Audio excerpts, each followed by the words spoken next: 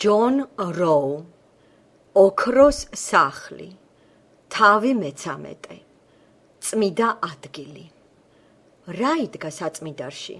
სასანთლე, საწინაშეო პურისთვის ტაბლა და საკმევლის სამსხვერპლო. სასანთლე, გამოსვლის წიგნის 25 თავის, მუხლები 31-დან მე-40-ს ჩათვლით. საწმიდარში შესვლისას უპირველესად რა მიიპყრობს ჩვენს ყურადღებას? რა თქმა უნდა სინათლე. სასანთლე, ღმერთი არის ნათელი. ქრისტემ განგვიცხადა, რომ იგი არის წუთი სოფლის ნათელი. იოანეს სახარების 9 თავის მუხლი მე-5. სასანთლე უბრალო რკინისგან კი არ იყო ჩამოსხმული, არამედ იგი მჭედლის მიერ გამოჭედილი იყო წმინდა ოქროსაგან. წმინდა ოქრო, სანამ სასანთლის ფორმას მიიღებდა, მრავალჯერ იყო ნაჭედი. მას განცდილი ჰქონდა ოქრომჭედლის უროს მრავალი დარტყმა. იესო ქრისტესაც, რომელიც ჭეშმარიტი სინათლის წყაროა, დიდი განსაცდელის, სასტიკი ტანჯვის და მრავალი დარტყმის გადატანა მოუხდა ჯალათის ხელიდან. სასანთლის მთავარი ღერძიდან გამოდიოდა 6 ტოტი. სიბნელეში ანათებდა სასანთლის 7 კანდელი. საწვავად იყენებდნენ ზეთს, რომელიც მიგვანიშნებს სული წმიდაზე. ზაქარია წინასწარმეტყველის წიგნის მე-4 თავის მუხლები 1-დან მე-6-ს ჩათვლით. სასანთლეს ემსგავსება ყოველი მორწმუნე, რომელიც იმყოფება ქრისტესთან მუდმივ კავშირში. მათაც შეუძლიან გამოსცენ სინათლე სულიწმიდის საშუალებით. ყოველი კანდელი საჭიროებდა მუდმივ ზრუნვას. დამწვარი ფითილი ვერ ანათებს, ამიტომ ღვთლის მოვალეობა იყო, რომ მოეცილებინა იგი. ასევე ქრისტიანი, რომელიც ცოდვებშია გახვეული, არ გამოსცემს სინათლეს. დამწვარი ფითილის მოსაცილებლად იყენებდნენ მაშებს, რომლებიც წმიდა ოქროსაგან იყო დამზადებული. მაშების გამოყენება მოითხოვდა სიფრთხილეს და სიზუსტეს და განწმენდის შემდეგ სანთელი ისევ ლამაზად ბრწყინავდა. პირველ რიგში ეს სინათლე უნდა ანათებდეს თვით სასანთლეს, ესე იგი ქრისტეს, როგორც ეს მითითებულია რიცხვთა წიგნში, მერვე თავის მე-3 მუხლში. დავიმახსოვროთ, რომ სინათლე ჩვენში პირველ რიგში ჩვენ კი არ უნდა გვანათებდეს, არამედ იესო ქრისტეს, მას ეკუთვნის დიდება. ცათასასუფეველში ქრისტიანები კვლავ იხილავენ მარადიულ წმიდა სინათლეს. წავიკითხოთ გამოცხადების წიგნის 21 თავის მუხლი 23. ქალაქს არ სჭირდება არც მზე, არც მთვარე გასანათებლად, რადგან ღვთის დიდებამ გაანათა იგი და კრავია მისი სასანთლე. საწინაშეო პურის ტაბლა. გამოსვლის წიგნის 25 თავის მუხლები 23-დან 29-ს ჩათვლით.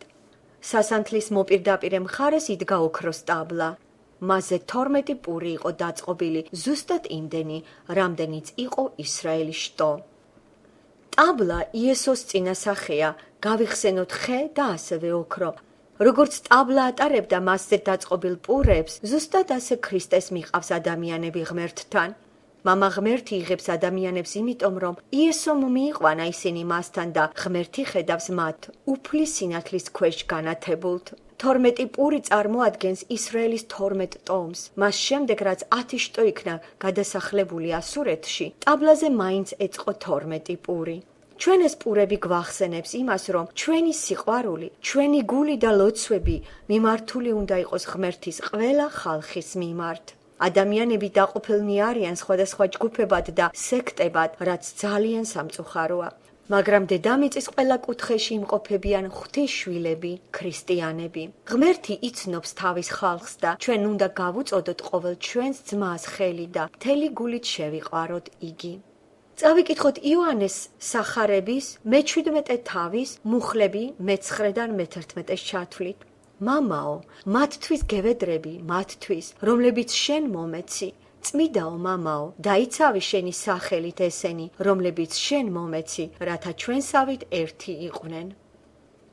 ტაბლას ირგვლივ გაკეთებული ჰქონდა ხელის გულის სიმაღლის ჩარჩო, ხოლო ჩარჩოს კი შემორტყმული ჰქონდა ოქროს გვირგვინი. ალბათ სწორედ ეს ოქროს გვირგვინი აკავებდა პურებს, რომ მაგიდიდან არ გადაცურებულიყვნენ. უფალი იესო არის ეს ოქროს გვირგვინი. ქრისტეს ძლიერი მარჯვენით უპყრია თავისი ხალხი. იგია მათი მფარველი. განასაკმარისად ძლიერი არ არის ღვთის ძის ხელი, რომ დაიცვას მან თავისი ხალხი? პური. ყოველ შაბათს მღვდლები ჭამდნენ საწინაშეო პურს და მათ ნაცვლად ალაგებდნენ ახალ პურებს. პურები ტაბლაზე წარმოადგენდა მღვდელთა საკვებს. ასე იყო ღმერთისგან დადგენილი. იოანეს სახარებაში მე-6 თავის მუხლები 32-დან 58-ს ჩათვლით წერია, რომ ზეციდან მოვლინებული უფალი იესო არის ჭეშმარიტი პური და ვინც ეზიარება მას საუკუნოდ იცოცხლებს. ჭეშმარიტი პურით იკვებება ქრისტიანი. იგი მოცულია ქრისტეთი, მისი სიტყვით იზრდება მასში სულიერად და იღებს ჭეშმარიტ კურთხევას.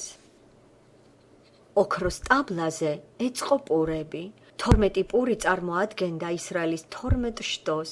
ღმერთის წინაშე იყო ისრაელის მთელი ხალხი. ღმერთი ხედავს მათ სასანთლის შუქით განათებულთ. ტაბლის ირგვლივ ოქროს გვირგვინი იყო დამაგრებული, რაც ერთობის და ღმერთის მომფარველობის სიმბოლოა. პურებზე აწყვია თასები და მათ უკან დგას ღვინის ტოლჩა. გამოსვლის წიგნში 25 თავის 29 მუხლში საუბარია თასებზე, თუმცა იქ არ არის ნათქვამი თუ სად იყო ისინი მოთავსებული. საწმიდარი განათებული იყო სასანთლის 7 კანდელით.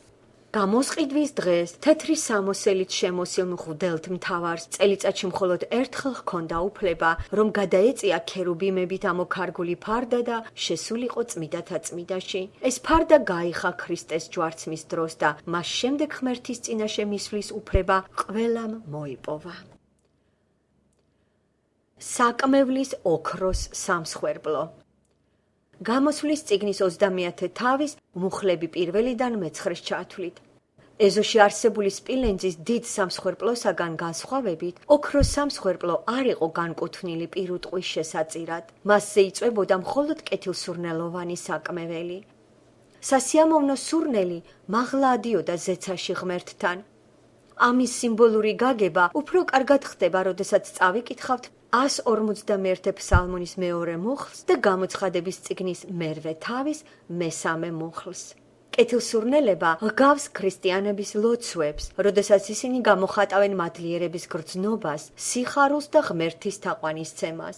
ამაზე ებრაელთა წერილში 13 თავის 15 მუხლში ვკითხულობთ. საკმევლის სამსხვერპლოთი მიდიოდა ღმერთთან მისი ხალხის თხოვნა და მუდარა. ჩვენს დროს ქრისტეს მიაქვს ჩვენი ლოცვები მამა ღმერთის წინაშე. იესოს შუამდგომლობის გარეშე ჩვენი ლოცვები მიუღებელია ღმერთისთვის. უფალი კი ასუფთავებს მათ და წმიდად ჰყოფს. ყველა მორწმუნე მიეკუთვნება წმიდა სამღვდელოებას და შეუძლია წარსდგეს ღმერთის წინაშე. ღვთის შვილებს, ღვთისმსახურთ, თავიანთი სულიერი მსხვერპლი მიაქვთ ღმერთის წინაშე იესო ქრისტეს საშუალებით და შუამდგომლობით. პეტრეს პირველი წერილის მეორე თავის მუხლები მე-5-დან მე-9-ს ჩათვლით. დასვენება. წავიკითხოთ 84 ფსალმონის მუხლები მე-4 და მე-5. ჩიტმაც კი ჰპოვა სახლი და მერცხალმა ბუდე თავისთვის, რომ ჩასხას ბარტყები თავისი. მე ფსალმუნე აგრძელებს ფსალმუნს დასასვენებელ ადგილზე. შენს სამსხვერპლოებთან უფალო ძალთა, მეუფებ ჩემო და ღმერთო ჩემო, ნეტარ არიან შენ სახლში მსხდომნი. იგი აქ ხმარობს მრავლობით რიცხვს, რადგანაც 2 იყო სამსხვერპლო. ადამიანი პირველ რიგში ჩერდება ეზოში სპილენძის სამსხვერპლოსთან მსხვერპლის შესაწირად. სიმბოლურად ეს ნიშნავს, რომ იგი ეძებს ცოდვების მიტევებას ჯვართან. აქედან იწყება მორწმუნის ახალი ცხოვრება, სწრაფვა ქრისტესკენ. შემდეგ იგი მიდის საკმევლის ოქროს სამსხვერპლოსთან, სადაც მორწმუნე ისვენებს, ლოცულობს და განადიდებს ღმერთს. მთელი ჩვენი გულით და გრძნობით უნდა მივაგოთ პატივი ღმერთს. დედამიწაზე ჩვენ განვადიდებთ და ვაქებთ უფალს და ასევე ზეცაშიც გავაგრძელებთ იგივეს მარადის. კეთილსურნელება. კეთილსურნელების დამზადებისას ერთმანეთს ურევდნენ სხვადასხვა ნივთიერებებს ზუსტად ისე, როგორც ეს არის მოცემული გამოსვლის წიგნში 30 თავის მუხლები 34-დან 38-ს ჩათვლით. საკმევლის ნაზავის შემადგენლობაში შედიოდა 4 კომპონენტი. არავის ჰქონდა უფლება, რომ დაემზადებინა ზუსტად ასეთი ნაზავი, ან დაეგემა სურნელი მისი. ღმერთისთვის ძალიან ღირებულს წარმოადგენდა საკმეველი, ისევე როგორც მამა ღმერთისთვის ძვირფასია მისი საყვარელი ძის დიდება, სრულყოფილება და სისავსე. მამა სიყვარულით შეჰყურებს თავის მხოლოდ შობილ ძეს. წავიკითხოთ მათეს სახარების მე-17 თავის მუხლი მე-5. ეს არის ჩემი საყვარელი ძე, რომელიც მოვიწონე მე. სამსხვერპლო, სადაც ეწირებოდა მსხვერპლი, მიგვანიშნებს ქრისტეს მიერ ცოდვის გამოსყიდვაზე, ხოლო საკმევლის სამსხვერპლო თავად იესოს პიროვნებაზე მეტყველებს. იგი არ საუბრობს უფლის ჯვარცმაზე ან მის აღდგომაზე, არამედ მის პიროვნულ წმიდა თვისებებზე. საკმევლის სამსხვერპლო წარმოაჩენს იესოს დიდებას, მის უსაზღვრო სიყვარულს და მრავალ სხვა ღირსებას. შეგვიძლია ჩვენ როგორც ღვთისმსახურებმა ვესაუბროთ ღმერთს მის ძეზე? რა თქმა უნდა, ჩვენს ლოცვებში ვესაუბრებით მამა ღმერთს იესოს სიდიადეზე და მის სიყვარულზე, რომლითაც მან შეგვიყვარა ჩვენ და თავისი თავი მისცა ჩვენთვის ღმერთს შესაწირად და მსხვერპლად სამო კეთილსურნელებად. ეფესელთა წერილის მე-5 თავის მე-2 მუხლი. უფალზე ფიქრით, ჩვენი სული ივსება მადლიერებით და სიხარულით. ჩვენ მთელი გულით და გრძნობით ვესაუბრებით ყოველივე ამაზე მამას და უფრო მეტად ვგრძნობთ ახლობლურ კავშირს ღმერთთან. ერთი რამ უნდა ითქვას, რაც არ უნდა მოვინდომოთ, რომ გამოვხატოთ მადლიერება ჩვენი ცოდვების მიტევებისათვის და იმ წყალობისთვის, რაც დაუმსახურებლად მოგვეცა, ჩვენ მაინც ვერასდროს სრულად ვერ შევძლებთ იმის გადმოცემას, რაც იესომ გააკეთა ჩვენთვის. ჩვენი თაყვანისცემა და განდიდება ძისა არ არის მხოლოდ მადლიერების გამოხატვა, ეს არის მამასთან გაზიარება ჩვენი სიხარულისა, რომელიც განვიცადეთ მის ძეში და ასევე გაზიარება მისი ძის სილამაზისა და ღირსებისა. ზუსტად ეს არის კეთილსურნელება, რომელიც მამა ღმერთს სიამოვნებს. ძმებო და დებო, გიყვართ უფალი იესო ქრისტე? როდესაც თქვენ ფიქრობთ, თუ როგორი დიადია უფალი, როგორ უსაზღვროა მისი სიყვარული, თქვენ უახლოვდებით ღმერთს და ესაუბრებით ყოველივე ამაზე. ზუსტად ეს წარმოადგენს ღმერთის თაყვანისცემას. ასე მოხდა, როდესაც მარიამმა გადმოღვარა თავისი სულის ნელსაცხებელი, ფეხებზე სცხო იგი იესოს და სახლი ძვირფასი ნარდის სურნელებით აავსო. ამაზე იოანეს სახარების მე-12 თავში ვკითხულობთ. აღთქმის კიდობანი შიგნიდან და გარედან ოქროთი იყო მოპირკეთებული. ღმერთი იმდენად დიადია, რომ მთელი სამყაროც კი ვერ დაიტევს მას. მიუხედავად ამისა, ღმერთმა ადამიანების სიყვარულის გამო აქ დაიდგა თავისი ტახტი. კიდობნის სახურავი დამზადებული იყო წმინდა ოქროთი. მისი ზომები იყო 2.5 წხრთა სიგრძით და 1.5 წხრთა სიგანით. ოქროს 2 ქერუბიმი ჭედური ნაკეთობისა იყო. ისინი განთავსებული იყვნენ კიდობნის თავსარქველის ერთსა და მეორე ბოლოში. ქერუბიმებს მუხლები აქვთ მოხრილი და დასცქერიან კიდობნის თავსარქველზე მღვდელთ მთავრის მიერ შესხურებულ სისხლს.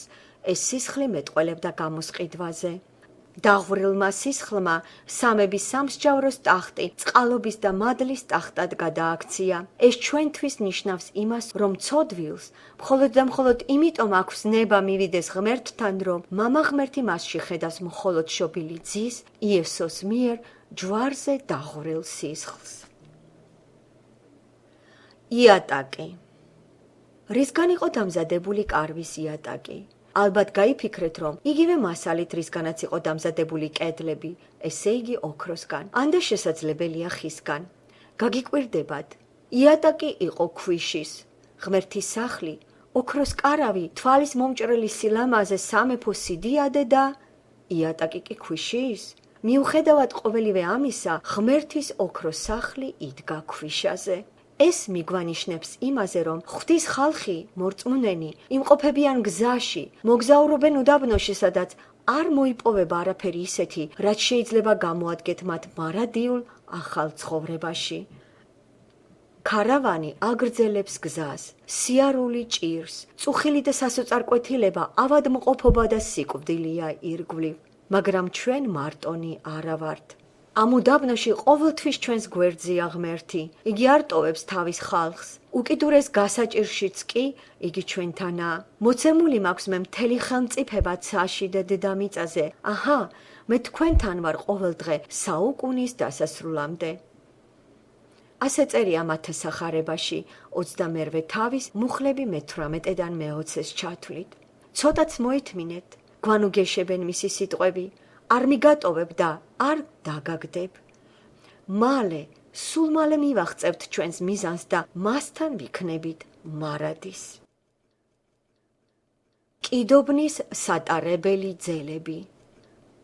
უდაბნოში მოგზაურობისას საჭირო იყო ღმერთის კარავი ყველა თავისი მოწყობილობით გადაეტანათ ერთი ადგილიდან მეორე ადგილზე.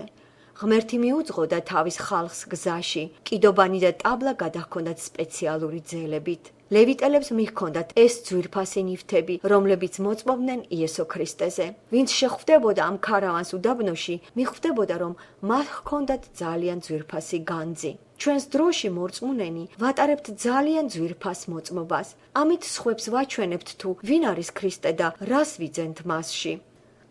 როცა იესოზე ვამოწმებთ და ვახარებთ სახარებას, ამით ცოდვილებს ვაჩვენებთ გადარჩენის ერთადერთ გზას. ვასრულებთ კი ჩვენ ამ დავალებას? ვატარებთ ღმერთის კიდობანს ჩვენი მხრებით? დღეს ჩვენ საშუალება გვეძლევა ადამიანებს ვუთხრათ სასიხარულო ამბავი, რომ ისინი გადარჩენილები არიან ღმერთის სიყვარულით, ვინაიდან მათი ცოდვები გამოსყიდულ იქნა. ჩვენს გადარჩენილებს და ცოდვიდან გამოსყიდულებს შეგვიძლია, რომ შევიტანოთ წვლილი ღმერთის საქმეში.